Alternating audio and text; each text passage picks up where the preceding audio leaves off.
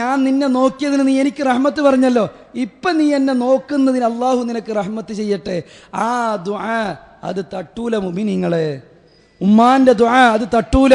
അള്ളാഹു നമ്മെ കാത്തുരക്ഷിക്കട്ടെ, അള്ളാഹു നമ്മെ കാത്തുരക്ഷിക്കട്ടെ. നിങ്ങൾ ആലോചിച്ച് നോക്കൂ, ഒരുപാട് ഉദാഹരണങ്ങൾ. ഇനി നിങ്ങൾ കാണാം, ബഹുമാനപ്പെട്ട അൽ അസ്ജഈ റഹിമഹുല്ലാ, വലിയ പണ്ഡിതനാണ്, പ്രഗത്ഭനാണ്. മഹാനവറുകൾ പറയാൻ, ഒരു സുമ്മനെ വിളിച്ചിട്ട് പറഞ്ഞു, ഉമ്മ മോനെ എനിക്കൊരു ഗ്ലാസ് വെള്ളം വേണം. ഞാനങ്ങനെ വെള്ളമായിട്ട് ചെന്നപ്പോൾ വഖദിനാമത്ത്, ഉമ്മ ഉറങ്ങിക്കഴിഞ്ഞിരുന്നു. വകരിഹ അൻ യദ്ഹബ, ഉമ്മ ഉറങ്ങി, എനിക്ക് അവിടെ നിന്ന് പോകാൻ മടിയായി. ഉമ്മ വെള്ളം ചോദിച്ചിട്ട് ഉറങ്ങിപ്പോയി അറിയാതെ. ഞാൻ അവിടെ തന്നെ നിന്നു. വകരിഹ അൻ യൂഖിലഹ ഫലം യസൽ ഖായിമൻ, ഞാൻ അവിടെ തന്നെ നിന്നു എന്നാണ്, ഇരുന്നിട്ട് പോലുമില്ല. ഉമ്മ ഉറങ്ങിപ്പോയി, ഞാൻ അവിടെ തന്നെ വെള്ളത്തിന്റെ പാത്രവുമായി നിന്നു. വൽ ഇനാഉ മഅഹ്, ഏത് സമയം വരെ? ഹത്താ അസ്ബഹ, സുബ്ഹി ആകുന്നത് വരെ. എൻ്റെ ഉമ്മ വെള്ളം കൊണ്ടുവരാനാ പറഞ്ഞു, ഞാൻ കൊണ്ടുവന്നു. ഇരിക്കാൻ പോലും എൻ്റെ ഉമ്മ എന്നോട് പറഞ്ഞിട്ടില്ല. സുബ്ഹി വരെ നിന്നു. നമുക്ക് അങ്ങനത്തെ ഒരു ചരിത്രം പറയാനുണ്ടോ? ഇല്ല. ഇതിനേക്കാളും അത്ഭുതമാണ് ബഹുമാനപ്പെട്ട സയ്യിദുനാ ഇബ്നു ഔൻ റഹിമഹുല്ലാഹ്. ഇബ്നു ഔൻ റഹിമഹുല്ലാ വലിയ മഹാനാണ്.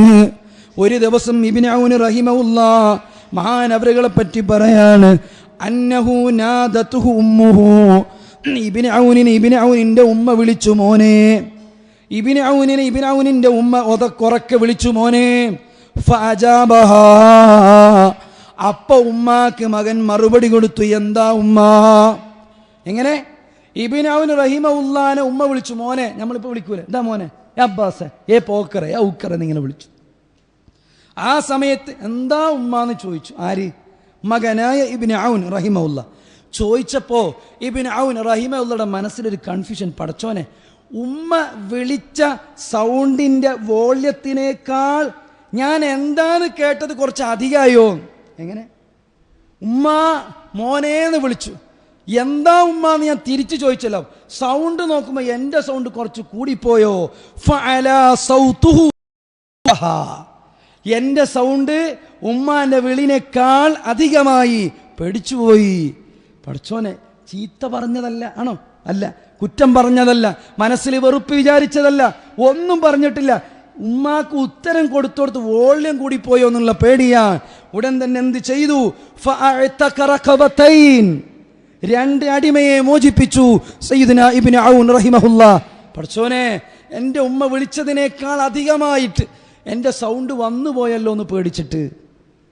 ഇവരൊക്കെ കടക്കുന്ന സ്വർഗ്ഗമാണ് നമ്മൾ അള്ളാഹിനോട് ചോദിക്കുന്നത്. അള്ളാഹ് ചിരിക്കണുണ്ടാവൂലേ? അള്ളാഹു നമുക്ക് സ്വർഗം ഫ്രീ ആയി തരട്ടെ, ഓസാരമായി തരട്ടെ, അവൻ്റെ ഔദാര്യം കൊണ്ട് തരട്ടെ. അള്ളാഹു നമ്മെ നന്നാക്കി തരട്ടെ. തീർന്നില്ല, ഞാൻ അവസാനിപ്പിക്കാണ്, ദീർഘിപ്പിക്കുന്നില്ല. ബഹുമാനപ്പെട്ട അബ്ദുല്ലാഹി ഇബ്നുൽ മുൻകദിർ റളിയല്ലാഹു അൻഹു വലിയ മഹാനാണ്. ഇമാം ബുഖാരി റളിയല്ലാഹു അൻഹുവിൻ്റെ റാവികളിൽ വളരെ പ്രമുഖനാണ്. മഹാനവറുകൾ പറയാൻ, ഞാനും എൻ്റെ ജ്യേഷ്ഠൻ ഉമർ എപ്പോഴും ഭയങ്കര നിസ്കാരാണ്. രാത്രി മുഴുവൻ എൻ്റെ ജ്യേഷ്ഠൻ്റെ നിസ്കാരമാണ്. ഞാനാണെങ്കിലോ, ഞാൻ എന്ത് ചെയ്യും? എൻ്റെ ഉമ്മാൻ്റെ കാലിൻ്റെ അടുത്ത് പോയിട്ട് അങ്ങനെ ഇരിക്കും. നിസ്കാരം കുറവാണ്. പക്ഷേ എൻ്റെ ആ രാത്രിക്കാണ് പ്രാധാന്യമുള്ളത്. ആഖിറത്തിൽ നിസ്കാരത്തിനേക്കാൾ എൻ്റെ ഉമ്മയുമായി ബന്ധപ്പെട്ടതിന് കൂലിയുണ്ട്. അത് കരുതിയിട്ടാണ് ഞാൻ അങ്ങ് നിൽക്കുന്നത്. മഹാനായ അബ്ദുല്ലാഹി ഇബ്നുൽ മുൻകദിർ മുഹമ്മദ് ഇബ്നുൽ മുൻകദിർ റളിയല്ലാഹു അൻഹു പറയാണ്, ഇനിയും നിങ്ങൾക്ക് കാണാം, ദീർഘിപ്പിക്കുന്നില്ല. ഇത് ഉമ്മനോട് മാത്രമല്ല, വാപ്പനോടും ഇത് തന്നെ ചെയ്യേണ്ടതാണ്. ഇബ്നുൽ മുബാറക് റളിയല്ലാഹു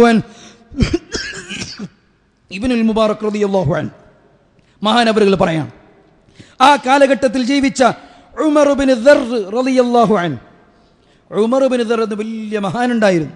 ആ മഹാന്റെ മകൻ മരണപ്പെട്ടപ്പോൾ ആളുകളൊക്കെ വന്നിട്ട് ചോദിച്ചു, കൈഫക്കാന ബിറു, അല്ല നിങ്ങളെ മോൻ മരിച്ചല്ലേ, മോനെ ആളെങ്ങനെ ഉപ്പാനോട് മോനെ കുറിച്ച് അഭിപ്രായം ചോദിച്ചു. ആ സമയത്ത് മകനെപ്പറ്റി ഉമർ ഇബ്നു ദർ റളിയല്ലാഹു അൻഹു പറയുന്ന മറുപടി, ഉപ്പമാരെ ആലോചിക്കണം, പ്രിയമുള്ള കൂട്ടുകാരെ ചിന്തിക്കണം. അല്ലാഹുവിൻ്റെ ഹബീബ് സ്വല്ലല്ലാഹു അലൈഹി വസല്ലമ തങ്ങളുടെ